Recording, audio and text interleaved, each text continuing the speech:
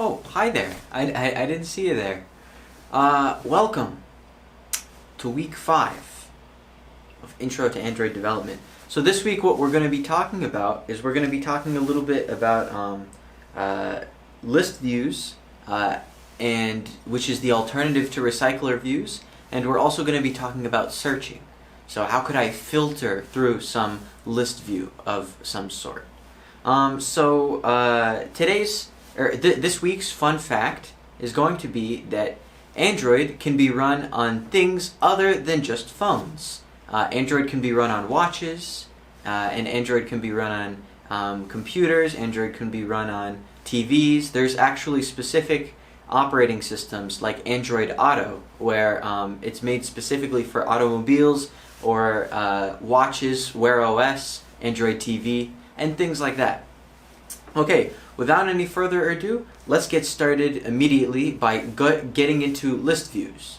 So a list view is an alternative to a recycler view. It was made as something that is supposed to be the better version of a recycler view. So a list view basically is less performant, so that's a con, but it is better in the sense that it's easier to implement. And I think you'll find that this is true when you're working on it for homework 5 this week. So in case scenarios where you have a list view with that doesn't require many calculations, so each cell does not require many calculations, it's just a straightforward display the data situation, I think you'll find that a list view can be perfectly serviceable. So like what we did in homework 4, a list view would be perfectly serviceable for such a case scenario. But for things outside of just where we have complex calculations going on or the data is changing in some way, a recycler view is generally preferred, and that's why it is the industry standard. But nonetheless, for something like a hackathon where you need to create an app quickly, I think you'll find that list views present their own advantages in convenience. So, but generally though, in terms of layout, you on an app, you wouldn't be able to tell if it was done using a list view or if it was done using a recycler view. They generally look the same, it's just a matter of how it's implemented. But a list view can often present itself with more issues because it uses something called a recycler. So okay, I know that can seem a little bit confusing, right? A recycler view uses the view holder pattern, but the list view uses a recycler. So this is just an instance of the terminology not being the best, but just know that the list view uses a recycler and the recycler view uses the view holder pattern. So in general, what this means in terms of performance is that the list view, as you scroll, will take the item and it will recycle it back to the top. So imagine I've scrolled so it's no longer on screen, and it'll take that item and it'll reuse it now here.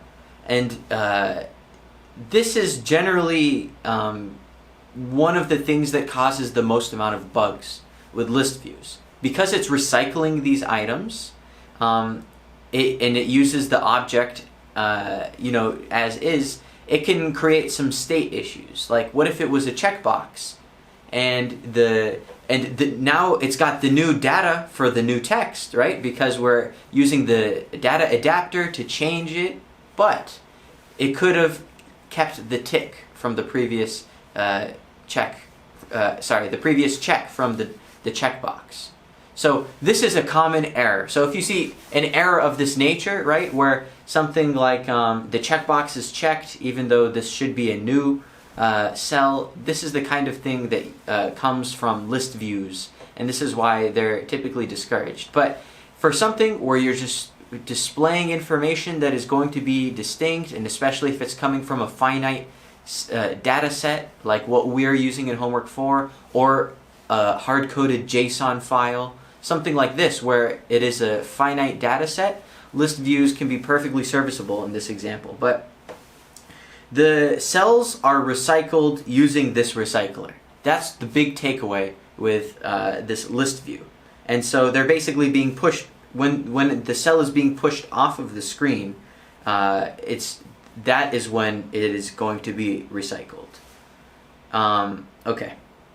So now let's talk about how we can implement list views. So while they're generally not recommended for all usages, like I said, in some simple layouts it works just fine. Like using text views where you're just displaying text and images with image views. That's totally fine. So we'd need to create the list view in our XML file as we typically would with any new view. And then one of the positives about using a list view is that we could use a pre-built data adapter straight out. So we don't need to make a custom adapter. We could use a pre-built adapter, some boilerplate adapter, like an array adapter. So what would an array adapter do is it would adapt data that is stored in an array or an array list and automatically make it so that each cell corresponds to each element of the array. And so this would be pre-implemented as a data set, or pre-implemented for your data set, and would be something that we can use. And this would make the implementation a lot simpler.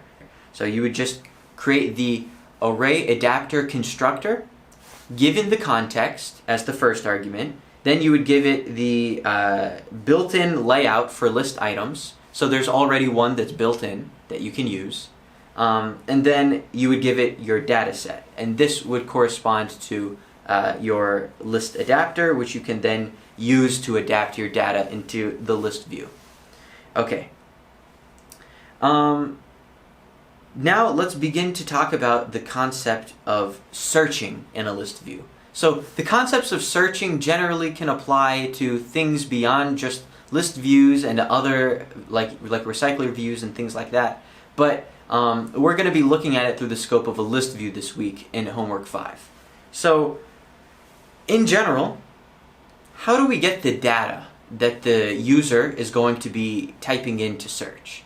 We're going to be getting that data through the edit text.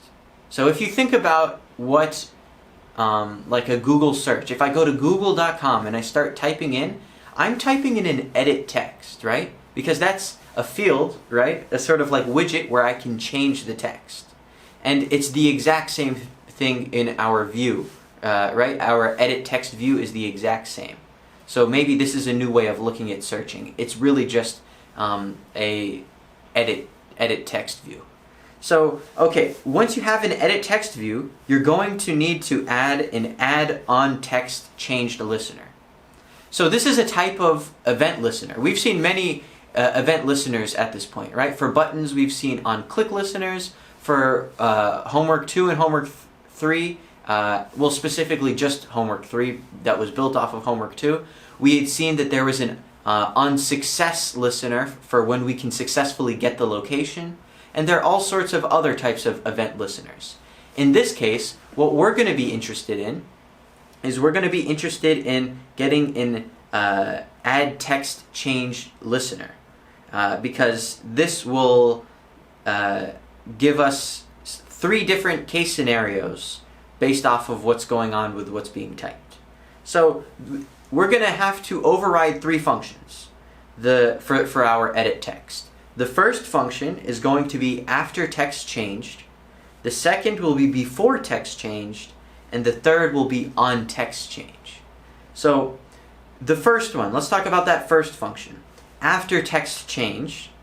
So this function, or this method, is called to notify you that somewhere within S, right, and the text has been changed.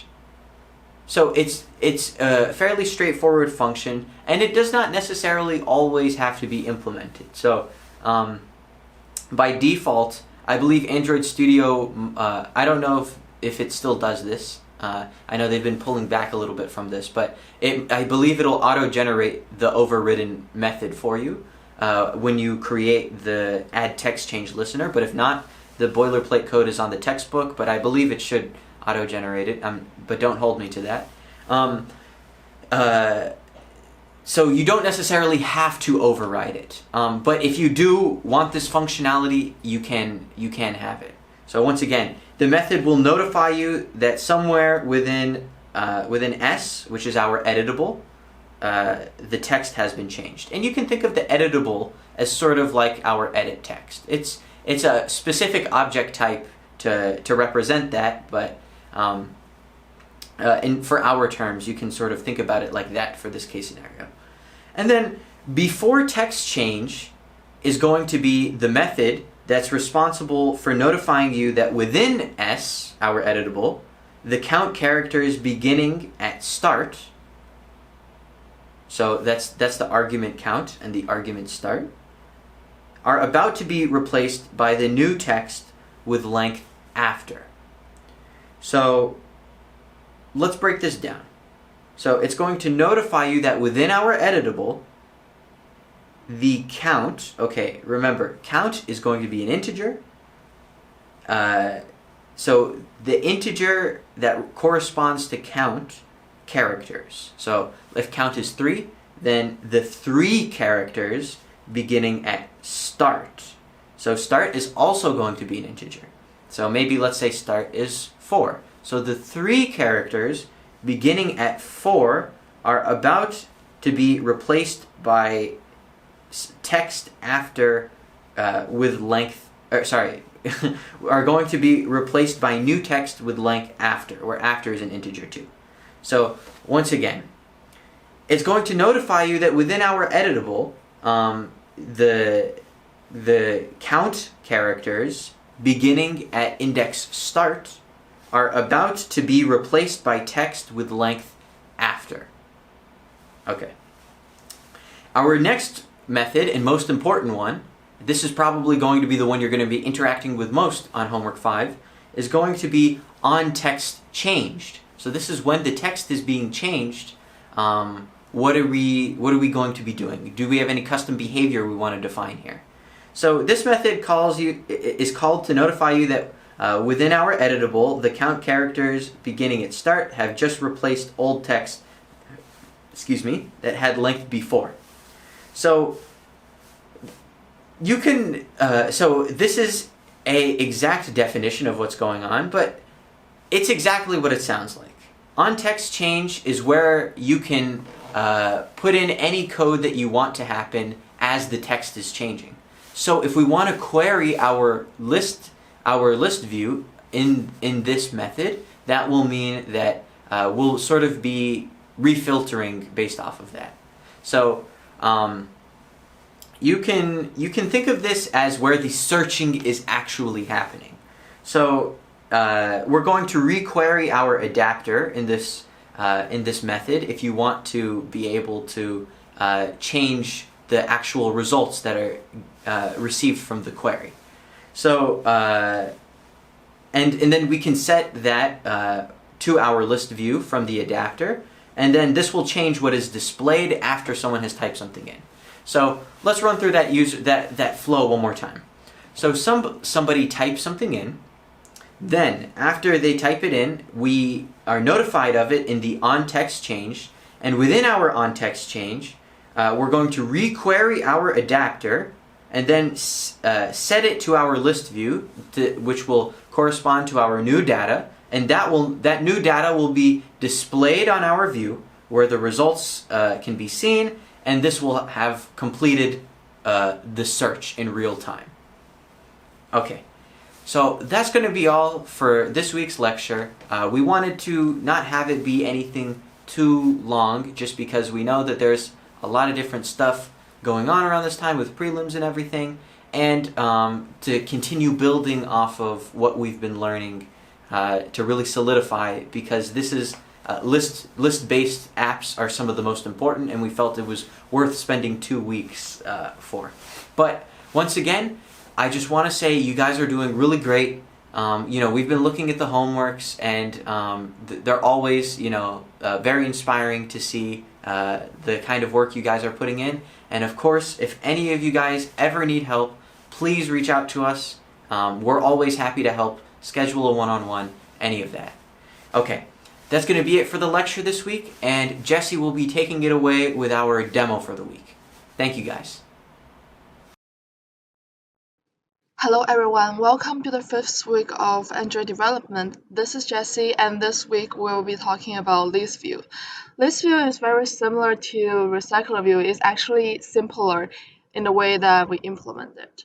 So it also requires an adapter, a list view object, and a data set. In this case, list view would not require a layout manager. So let's just delete the layout manager for now. And since it's like simpler, we're going to try to revise the recycler view implementation to make it act like a list view. So let's go to the layout for main activity and change the recycler view component to list view. Actually, let's also rename the ID. And let's also go to the main activity and just rename everything. So the list view also requires adapter. The list view adapter is a little bit different compared to the recycler view one. And let's just delete everything in the recycler view adapter. And remember, the recycler view adapter takes in just the dataset as its parameter. So the list view adapter, however, it also takes in a context variable. So let's just add it here.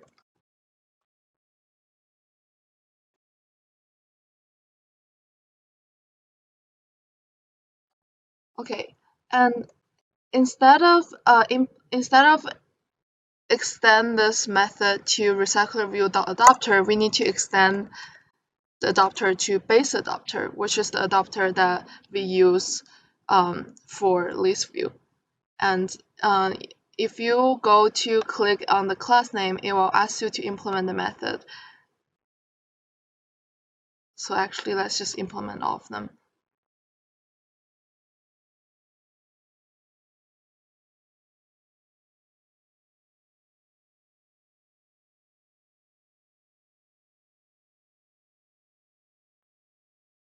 So for the base adapter, there are 4 methods that you need to implement.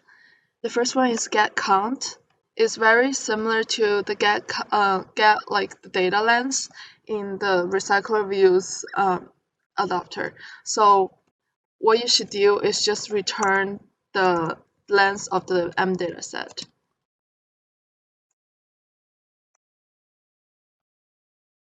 And for get item, it actually takes in a parameter of position and is asking you to return the exact item in the immutable list. So let's just do M dataset square bracket position. And get item ID. This is a new function. Get item ID basically gives every cell in the list view sort of an ID. That's you get it from like turning the position integer to a long variable. Let's just return that.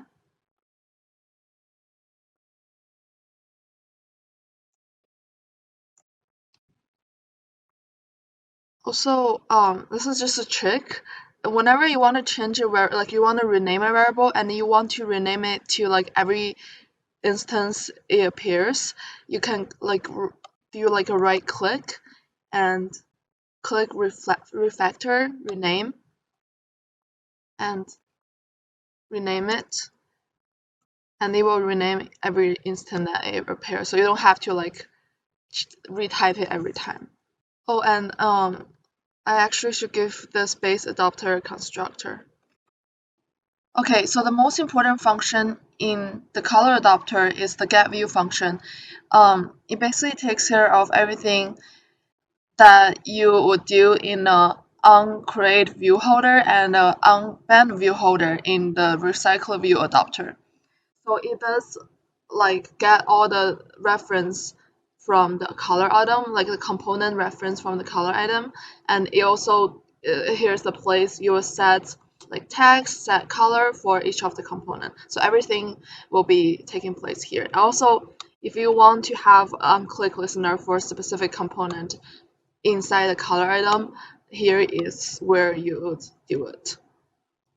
So let's still just rename this to position. So first of all, we need to get the color item reference, and then we can get the components inside color item. So how you get the reference for color item is you can use a class called layout inflator.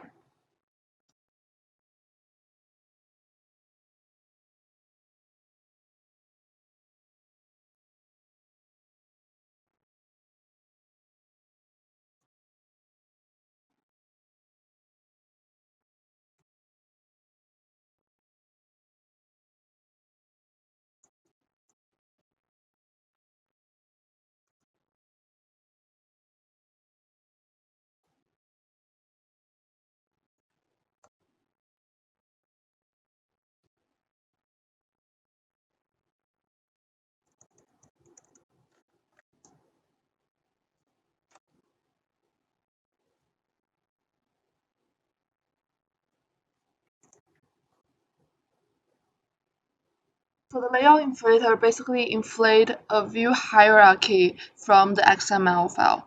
So on the row view, you can access every component inside color item.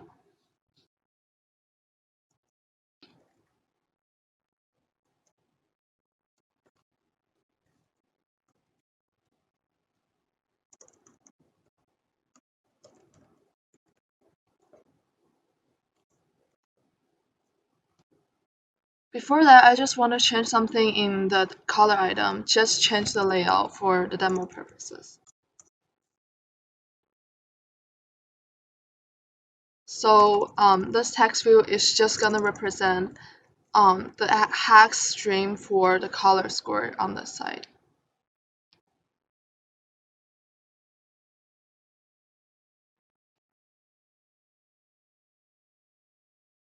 And also I'm gonna make everything kind of larger so you guys will see like how it goes when you're actually scrolling in the linear list view, because last time when I was doing a demo, every layout is kind of small and I don't have enough data to fill like everything in the screen, so I just make everything larger.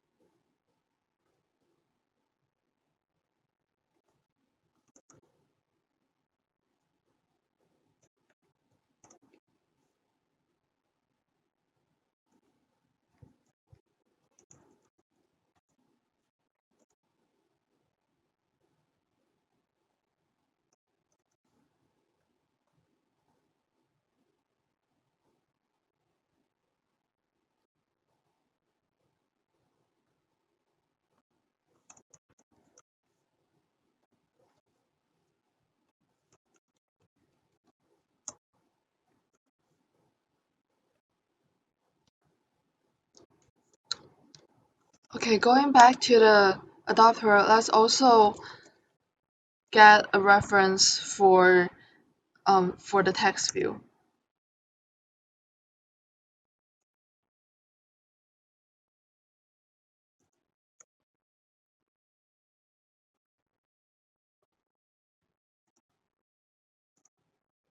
And we can use the get item function over here to first get an item of color score. Actually, let's just change the return value to color cube instead of just any, because color cube is kind of like a subclass of any, because any can be like any class. It's basically like the object class in Java. And in this case, we know every item inside dataset will be color cube, so it's totally okay for us to make this change.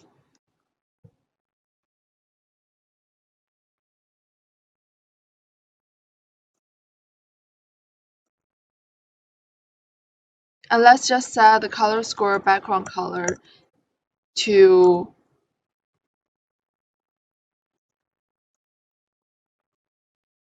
oh, and let's just set it to color.color. And wait, did I have extra parentheses or actually one less parenthesis? Um,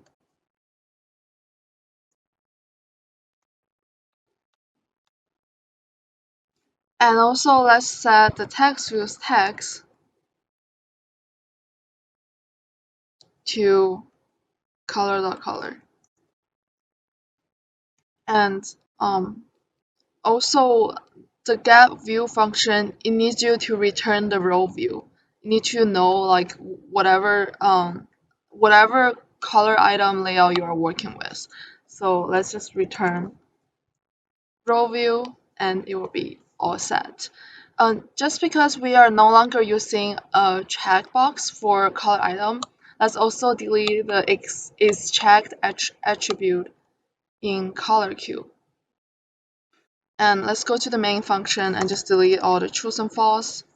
It's just for simplicity purposes for demoing.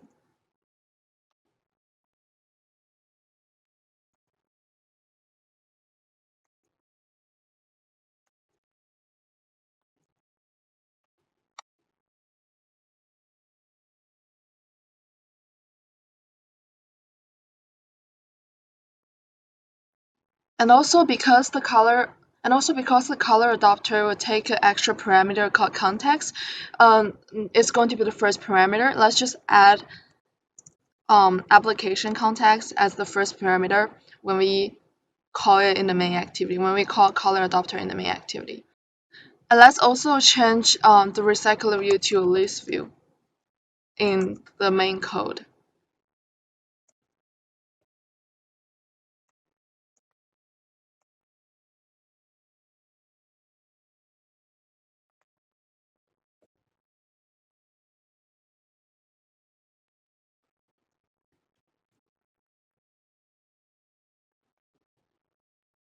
Let's just quickly run the emulator and see how it goes.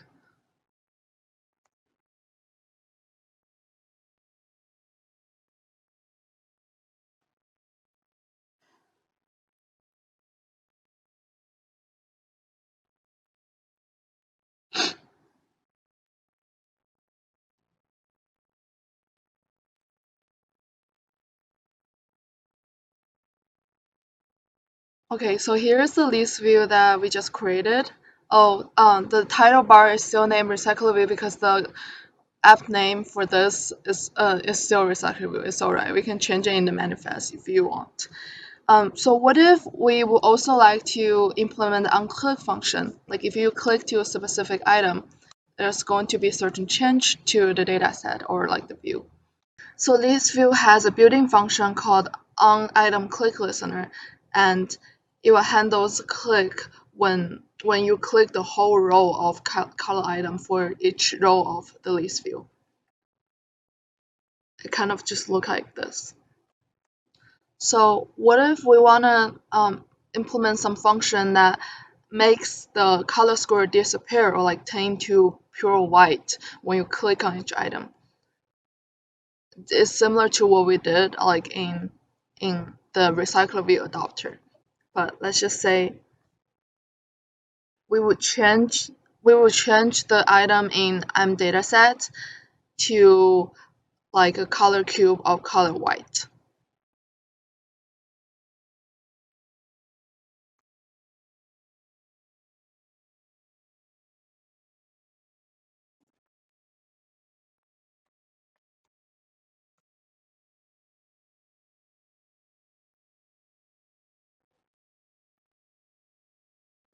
After we change something in the dataset, remember that the list view has already been created at this moment. Like you see, this view adapter is set to adapter and everything has been created.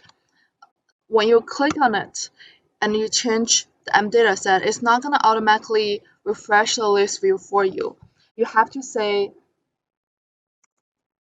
adapter notify data change to refresh the list view again to reflect your changes on the data set. So let's do a demo to see if it actually works.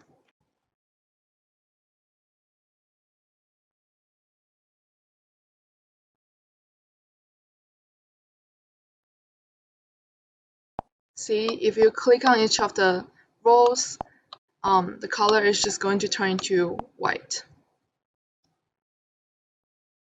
And also, so is the text in front of it. Okay, so last but not least, I'm going to give you guys some basic idea about how to implement a search function. It's going to be part of your homework, and I'm just going to give you something to start off of. So let's say here is the main activities layout, and you can set something like edit text. You say like, let's say match. Oh, let's just say match parent, and let's set the height to a specific height. Also, make the height of list view to be wrap content because the list view should be as tall as like how many search results you have, right? Let's say constrain this edit text to the top of parent and to the start of parent. And let's make the list view to constrain its top to the bottom of the search bar. Oh, also we need to give it ID.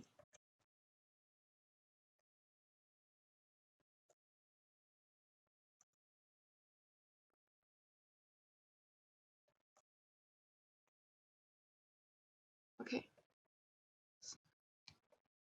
So here's the edit text, and here is the list view, which is like super, like it is super short because there's nothing in it yet. And maybe you will also need a button that says like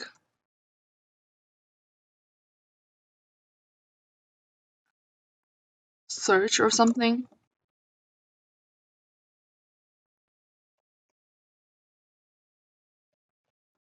I'm just gonna hard code it for now.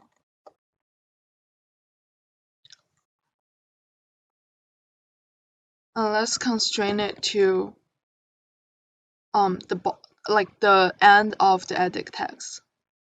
So it's also to the top of parent, but it's also in the start of it need to be the end of the edit text.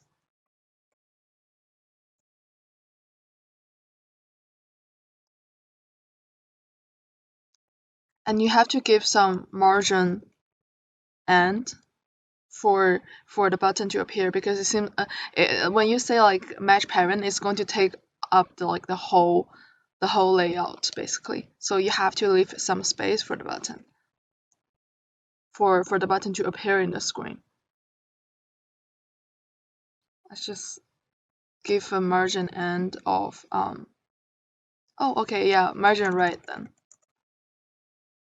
It's the exact same thing. It just depends on like which API level you are. Margin end and margin right are the same thing. Now you have a button and edit text and a list view. And what you need to do for this homework is that whenever you edit something in the edit text, you need to show like a result. And when you click like finally search for something, it's going to like have a final result basically. It's kind of like the system is guessing like what are the results that you're trying to find. So basically, let's just first set a reference for the edit text.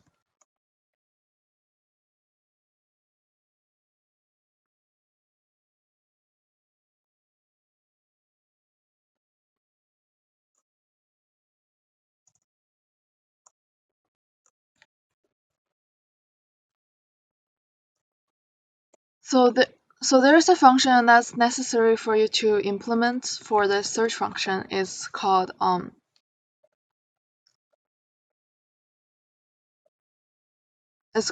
add text change listener. I actually just copy this code from documentations, and the only part you can copy like the rest, but the only part you will need to implement is this part after text change.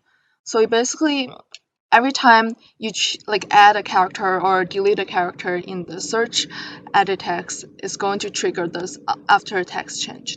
You can get what is currently inside the edit text by calling search bar dot text to string and use this value to as a parameter for your like filter function, and the filter function will filter out some of the data you wanted. Like for example, in this case, it will be like song names for your homework, and basically you'll use the text from the search edit text to filter out specific song names from your song data set, basically your song mutable list, and set the set of data sets to the list view. Okay, that's everything in this week's demo. Thank you guys for listening. Have a great week.